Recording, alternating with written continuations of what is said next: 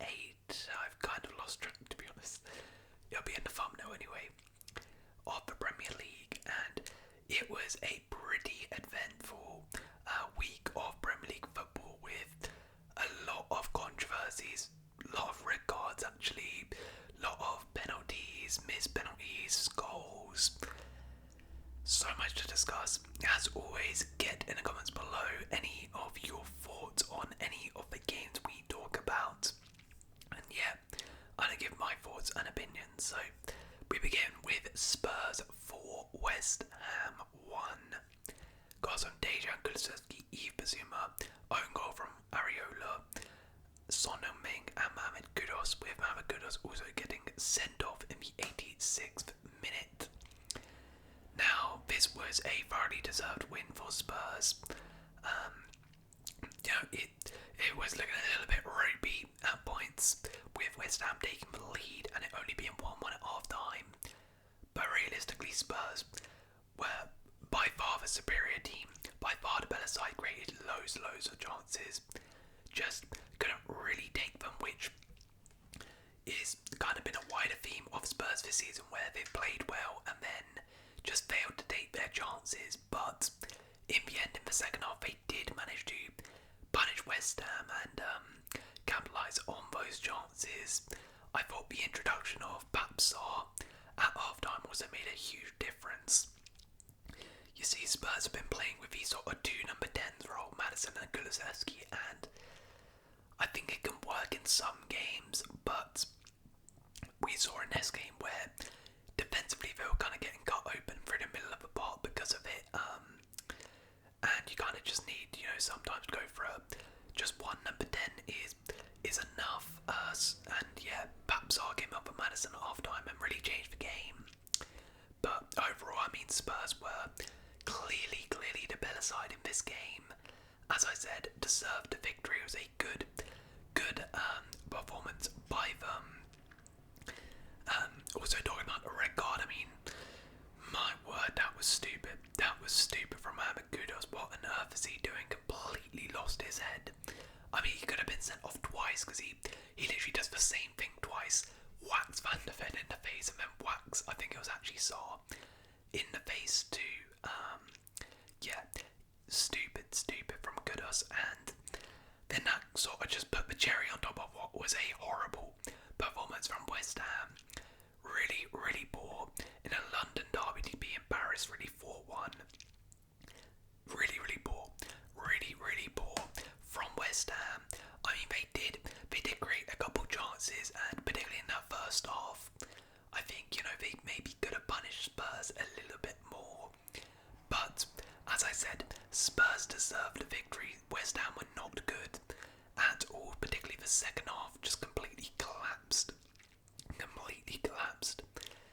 And I mean, the pressure is starting to pile up on Julian Lopetegui now, isn't it? Losing 4-1 like this.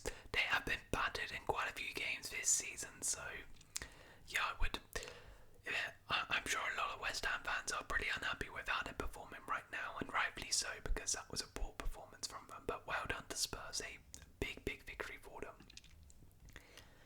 Next up, we have Fulham 1, Aston Villa 3. Goals from Raul Jimenez, Morgan Rogers, Ollie Watkins, own goal from Issa Diop. And there was also another red card here, Joachim Andersen getting sent off in the 64th minute. So, this was a really good game, very eventful. Lots of goals, lots of drama in this one. Now, I thought from a Fulham perspective, they can be quite annoyed about this because they really could have won this game. Or not won this game, but at least got something from this game. Their first loss at Craven Cottage this season. Two teams who have actually started off this season really well. But Fulham took the lead with a really good, well-taken goal by Raul Jimenez, who just continues his scoring streak. I mean, he is absolutely on fire right now. I know what it is with Fulham strikers, but it seems like all the time there's one who goes for a purple patch. Like last year it was Rodrigo Muniz, remember? He was banging in for goals. Now it's Raul Jimenez. Yeah, it's weird. But, they are unlucky here with the Rodgers goal. Just a huge deflection went in. But then they had a penalty. I think it was, I can't remember saved by Emi Martinez. Horrible, horrible penalty. But I was so confused why Andres Pereira took it. I remember Raul Jimenez in another game this season took a pen and scored it. So I kind of assumed he was the designated penalty taker and was going to take this one. But yeah, maybe from now on he will be, because that was a big moment. Scores that, I think at that point, it was 1-1. Would make it 2-1. Fulham will take the lead. I think the game is completely different from that point on. But didn't score it. And then got punished. Ollie Watkins with a fantastic goal from him. Joachim Anderson, rightfully so, sent off last man. And then his replacement, Issa Diop, goes on and scores no goal pretty much instantly. So, not good. I also really felt bad for Kenny Teddy in this game, because Fulham's right hand side was getting ripped apart and he was just getting in these 2v1 situations the whole time. And almost every goal for Villa came through that end. But I felt really bad for Teddy because he wasn't getting any support from his right winger defensively. So yeah, disappointing for Fulham. But look, losing to Villa is, yeah, Villa are a good side for a Champions League side, so won't be too annoyed about it. From a Villa perspective, I mean, this is a big win. As I said, this is Fulham's first loss at home this season. They have started the season really well. Fulham are a very difficult team to play, and it's a massive win, particularly in the circumstances being a goal down. Morgan Rogers yet again, great performance. Watkins scoring it yet again as well. I mentioned the right hand side was getting cooked for Fulham, but Lucas Digne was doing so well. Him and Rogers were just combining so well down that left hand side, causing Fulham so many problems. And yeah, Emi Martinez yet another penalty save, even though it was a horrible one by Pereira. You still got to guess the right way, I guess. So yeah, big win for Villa, 3-1 victory, and yeah, their strong start to the season continues. Massive dub for them. Next up, Man United 2, Brentford 1. Goals from Alejandro Garnacho, Rasmus Højlund and Ethan Pinnock. So no record in this one. But a big win for Man United. Big win for Man United to relieve some pressure off Erik ten Hag, who many people are sort of expecting to be sacked. And I reckon if he probably lost this game, he probably would have got the job. But they came back 1-0 down at half time. And they came back, and it was a good second half. I think United definitely deserved the victory in this one. They were a better side than Brentford. You know, it wasn't like a stellar performance from United, but it was clearly a much better and improved performance from Manchester United in this game. Garnacho, I thought, was absolutely terrific in this game. Marcus Rashford's assist was nice for that one. Also the assist, this was a beautiful goal. Rasmus Højlund returning to the team, starting, and he looked really sharp. The little flick from Bruno Fernandes was beautiful, and then the lovely dink. Yeah, that's one of the best goals, honestly, this season so far, I reckon. Just so nice. And yeah, United overall I thought were pretty solid. Much improved performance from them, which is definitely needed, and maybe this is something where they can try and kick on from this. Maybe it could be, but we'll have to wait and see. The only downside I would say in this one is, I mean, there was a bit of controversy for the Pinnock goal from the corner where De Ligt went off. The referee said he had to go off because of like a head injury, and then they score from a resulting corner. Now of course De Ligt probably would have been there to help, but I think that's kind of more in United in terms of the players on that pitch got to deal with it and be like, okay, De Ligt's off right now, who's gonna take his spot? I think Casemiro was sort of at the near post, just no one really tracking Pinnock. But yeah, I mean, besides that, a pretty solid victory for United. I mean, as for Brentford, yeah, kind of unlucky. I don't think it was their best performance of the season. They gave it a good go, but then they really struggled to create too many chances in this one. Only 8 shots, 2 shots on target. And yeah, look good. Old Trafford is going to be a tough one, but I think Brentford can be a little bit frustrated if they didn't get anything from the game. But losing at Old Trafford isn't any harm in that one. Next up, Newcastle 0, Brighton 1.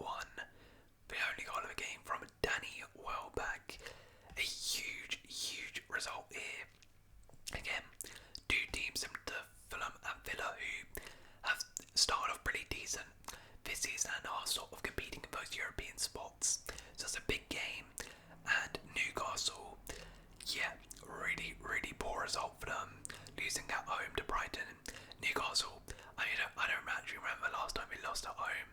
They are usually fantastic at home, but yeah, they couldn't really take their chances. They had quite a few chances, particularly in the first half before Brighton scored their goal.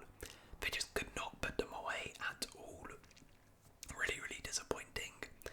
And then the defending for the goal, for Danny Welbeck's goal, was really poor. Just a simple 1-2, and Danny Welbeck's got 1-on-1. Like, that really cannot be happening from a Newcastle perspective. But yeah, the front line was just off. Could not put those chances away which they got. And yeah, they sort of really faded after, like in the second half, they sort of faded, I felt. And that's a disappointing one from Newcastle, really disappointing. But for Brighton, wow, oh wow, what a statement victory this is. As I said, Newcastle barely lose at home. I don't remember the last time they lost at home. Even City came in this season and drew. They beat Spurs at home as well. It's a bit of a fortress. So for Brighton to go there and get a 1-0 victory is huge. And, you know, maybe it wasn't in typical Brighton fashion as well. It was a bit of a smash and grab, but you gotta have those games, right? You gotta have those games where you're not playing well and you can win the game. That's a sign of a good team. And they did it. Danny Welbeck, similar to Jimenez, I don't know what's happened, but he's in the form of his life right now. Everything he touches is going in. So yeah, Brighton, very well done. What a result that is. Beating Newcastle at St James's Park is not an easy feat, so they can be super proud about that. Next game, Southampton 2, Leicester 3. Got some Cameron Archer, Joe Aribo, Facundo Bonnotte, Jamie Vardy, Jordan Ayew, and a red card for Ryan Fraser. I mean, this was like, oh, okay, didn't mean to do that. This is probably the game of the season so far. Maybe up there with Arsenal Man City. Absolutely incredible, the drama in this. Southampton 2-0 up, and they lose the game 3-2. Get a red card, 98th minute. Winner. I mean, what more do you want from this game? Absolute scenes.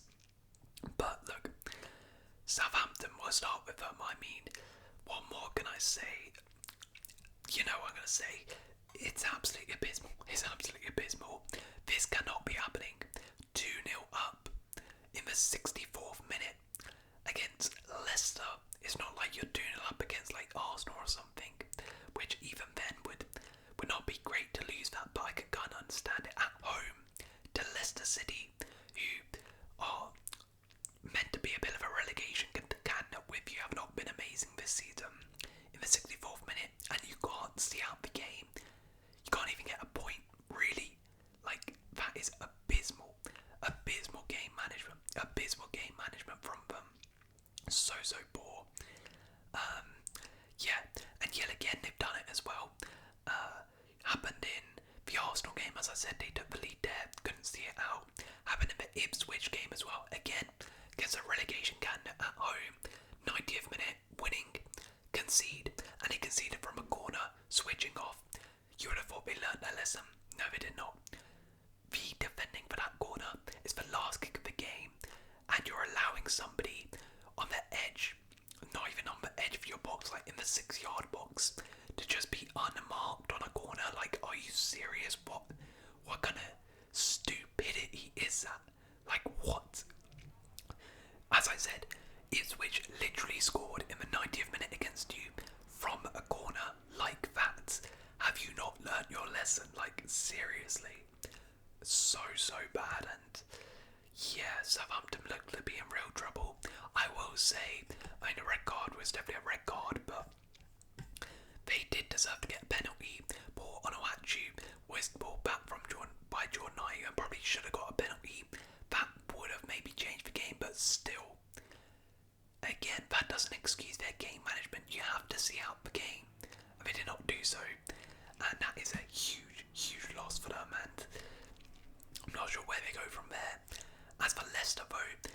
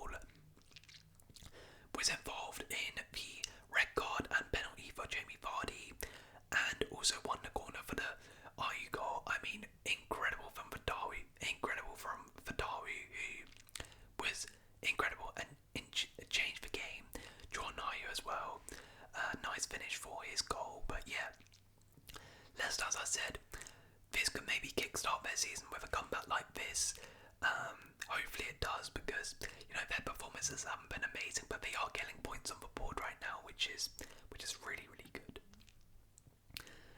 The next game we have is Ipswich 0, Everton 2, goals from Eliminator Dye and Michael Keane. Yeah, really poor performance from Ipswich. Maybe their worst of the season, to be honest. That or the West Ham game, but I know they got smacked in the West Ham game, but this one was poor because they were just really outclassed from minute 0 to 90, and it was against the Everton side who, Everton have not been amazing this season, but Ipswich, as you can see, couldn't create anything, just 2 shots on target. And if Everton had their shooting boots on, particularly Calvert-Lewin, could have been 3 or 4 really. Everton had some really good chances. Ipswich were really poor. Then their midfield was all over the place. Calvin Phillips, oh my word, that guy had a stinker, an absolute stinker. But yeah, Ipswich were just really bad in this game. Really disappointing because at home against a team like Everton, these are really the sort of games, if you're Ipswich and you want to stay up, which you need to be getting at least a draw from. Ideally, you actually want to be winning these types of games, but to lose them, especially in this convincing manner, like 2-0 down after 40 minutes, yeah, not good from Ipswich. But from Everton's perspective, I think it's probably their best performance of the season. From minute 0 to 90, didn't switch off, were brilliant. Everton have already bottled a couple of 2-0 leads this season, but 2-0 up at half time, and they managed the game well. They, unlike Southampton, learned their lessons from the past, defended really well, and I think their defence, maybe it's kind of back. As I said, they really limited Ipswich to barely any chances. That's back-to-back clean sheets now, I believe. So maybe it is back. Eliminator Dye continues with his amazing form. Great goal, Michael Keane, by the way. What a banger! I mean, that was unreal, absolutely unreal. And yeah, as I said, they could have had more. Calvert-Lewin probably should have scored 1 at least. This game had like 2 1-on-1s. But yeah, fantastic from Everton. Really good performance from them. Next up, we have Bournemouth 2, Arsenal 0. Goals from Ryan Christie, Justin Cliver, and a red card for William Saliba. So, we love to see it. The Arsenal collapse, the Arsenal head loss, we love it. So, let's talk about this first. Let's talk about this clear red card. If you're an Arsenal fan and you're complaining about that, you're just biased, to be honest.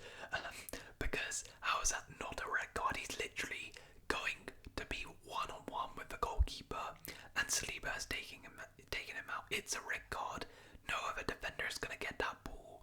Saliba was not getting the ball. Raya was not getting the ball. Evan Nilsson was getting the ball. It's a red card. And that's a big red card because he'll miss the Liverpool game. So yeah, we'll see how they cope with that. But it's a clear red and just stupid from Saliba because, why would you do that? There's no need to, just let him go through. He still has a lot of ground to cover up. Saliba as well. You're pretty fast. You can probably recover and get the ball back anyway. So, yeah, really bad. And, of course, that completely changed the game. But that being said, even before that, Arsenal were okay, but it wasn't like Arsenal were absolutely dominating the game anyway before that. Bournemouth came up. They set up in a really good system and did their job effectively. It's, even though you can say, they had 10 men, we saw when Arsenal played Man City, it's quite hard to play 10 men. Brighton played Arsenal with 10 men. They didn't get the win. So, to get the win against Arsenal, even if they have 10 men, is huge and completely deserved from Bournemouth. Fantastic performance by them. I mean, to limit Arsenal to only 1 shot on target is incredible. And that shot on target as well was for a forced error from Kepa, gifting it to Martinelli, who, by the way, really should have scored in that situation. But yeah, incredibly worked set piece as well for the Ryan Christie goal. So good and pretty funny because, Arsenal are like the set piece kings, right? And then they got undone by that one. But that was really good. And yeah, penalty, again, was a clear penalty. I don't think anyone's complaining about that one. But incredible win from Bournemouth. For our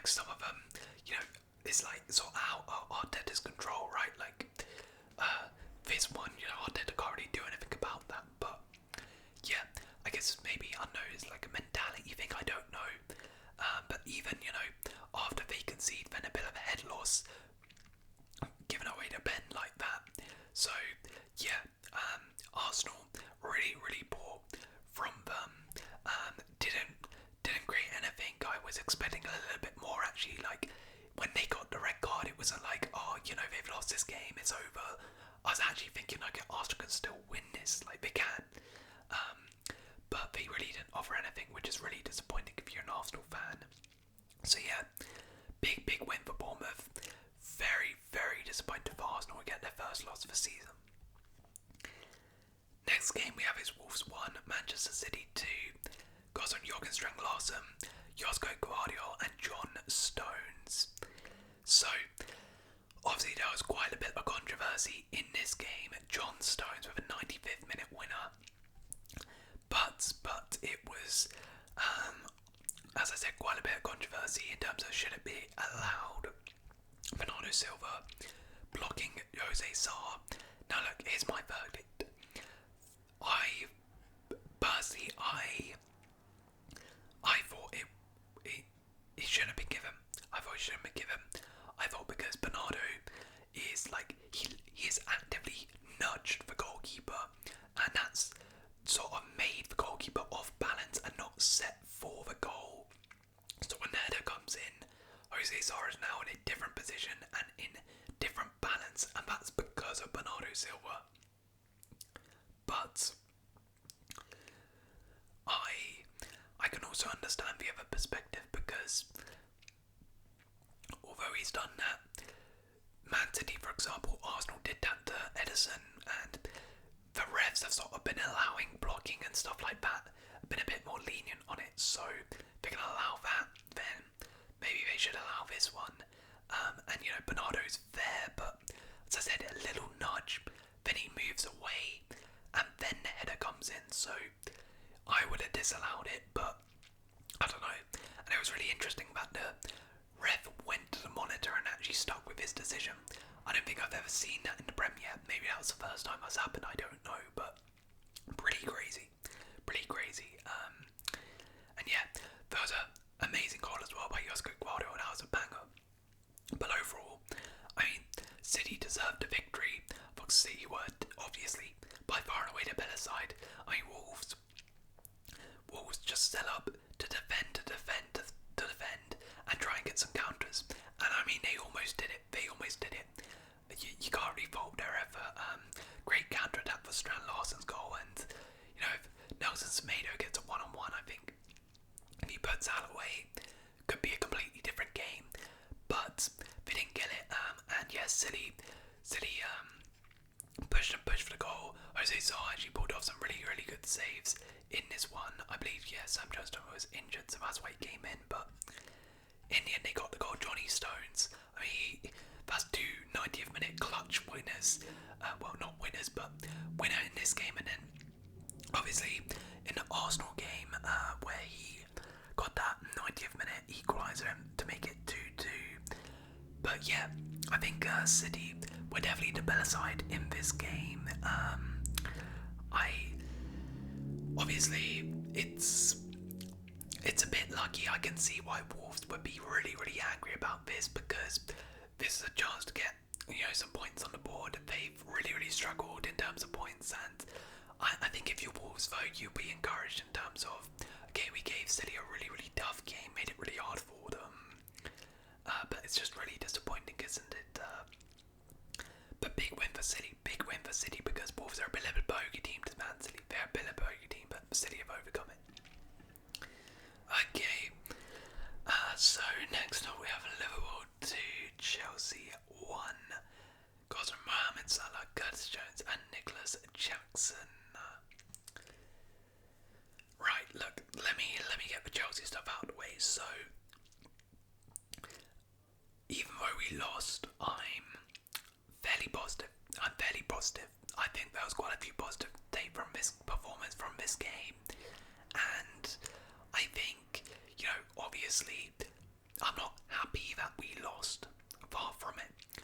And, you know, I don't want to like come off like with some losers mentality, like, oh, you know, we lost 4-1 here last year, and then we only lost 2-1 this year, yay. Like, no. But I will say that is proof that there is clear improvement, because we actually gave Liverpool a tough game, and on another day could have got a draw, maybe even a win. We really have ourselves to blame, to be honest, because both goals, right? Colwill gives away a pen, and then for this Curtis Jones one, it's just really poor defending, nobody tracking besides that, Liverpool had a couple chances, but nothing really like clear cut. And it's the same for us really. So, like again, as I said, we only really have ourselves to blame.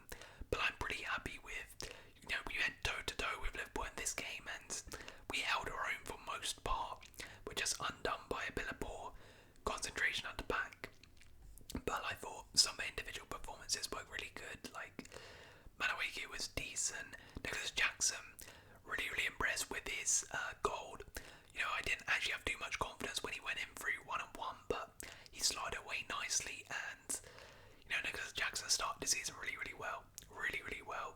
He looks much improved. I thought Petronello when he came on was absolutely superb. Renato Vega also when he came on was pretty good. Cole Palmer, didn't have his best game, but he had moments. He had his moments here and there, but I think overall, in general, our whole attack really struggled. We were a bit toothless. We struggled to really break Liverpool down. But as I said, overall, I'm not really too angry about this. I think there's plenty of positives to take from this. I'm disappointed we didn't get a draw, didn't get a result here, but it is what it is. And I think in this game we proved that we can compete against those bigger sides. We can compete against them. As for Liverpool, massive win, massive win. Winning at home against Chelsea. They had to fight for it. They really had to fight for it, but they got the win. Curtis Jones, absolutely incredible performance by him.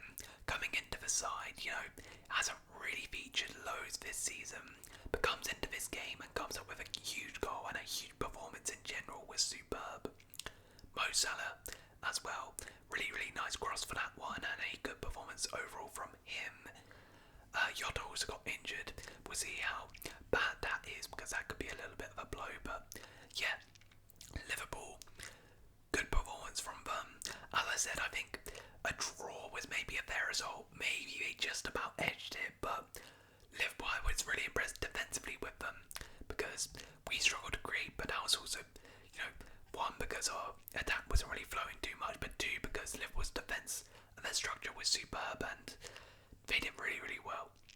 Besides allowing that one-on-one, they didn't really allow us too many clear-cut opportunities, so massive victory for Liverpool, staying top of the league, and things are going fantastic for them. Right, so we'll end off with some awards then. So the player of the week, couple mentions to Curtis Jones, obviously, Pape Matar Sarr for Spurs, Luca Dean for Aston Villa, could go Danny Welbeck as well, but I'm gonna go Abdul Fadawi. The way he changed that game for Leicester is huge, and as I said, that really could be a catalyst, a bit of a turning point. That win, that victory, and it's really all down to Abdul Fadawi, the way he comes off the bench and just completely reversed that game. The worst player of the week, quite a few players had some stinkers. Ryan Fraser for that red card, Andreas Pereira for that missed pen, Mohamed Kudus for his stupid red card, but I'm going to go for another red card. I'll go for William Saliba, because that completely cost his team in that game and completely cost them anything from it.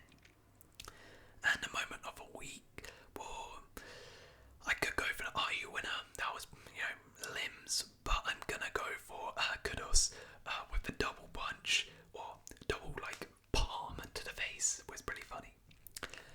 The worst refereeing decision, allowing the Stones goal potentially, but I'm definitely going Paul Onuachu, that not being given as a pen.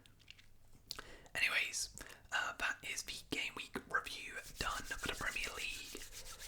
Hope you guys have enjoyed this video, and if you have enjoyed, please leave a like, consider subscribing, and I'll see